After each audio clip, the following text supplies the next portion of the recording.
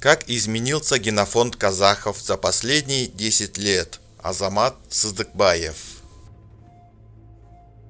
В Министерстве науки и высшего образования рассказали о проведенных исследованиях генофонда казахов.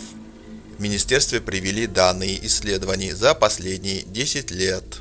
Генофонд казахов, то есть совокупность всех генетических вариаций в популяции, за последние 10 лет не претерпел значительных изменений. Генетическая структура формируется на протяжении тысячелетий, и десятилетний период слишком мал для заметных изменений. Сообщили в ведомстве. Результаты исследований подтвердил и заведующий лабораторией генетики человека Национального центра биотехнологий, ассоциированный профессор Махсат Жабагин. Все верно. Изменение генофонда – это эволюционный процесс. Его основные факторы включают мутации, генетический дрейф, естественный отбор, миграцию, изоляцию и скрещивание, а также искусственный отбор и селекцию. За последние 10 лет ни один из перечисленных факторов существенно не влиял на казахское население в Казахстане. В целом изменения генофонда представляют собой длительный процесс. Подчеркнул ученый.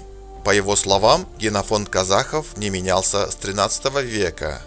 Наши исследования, как и исследования зарубежных коллег, показывают, что генофонд казахов завершил свое формирование в XIII-XIV веках и с тех пор значительно не изменялся. Хотя были известны исторические периоды, сопровождавшиеся резким сокращением численности казахов, во время которых, скорее всего, была значительная потеря генетического разнообразия. Тем не менее, можно считать, что генофонд средневекового населения Улуса Джучи, затем казахского ханства и современного казахского населения мало чем отличаются друг от друга. Констатировал Жабагин.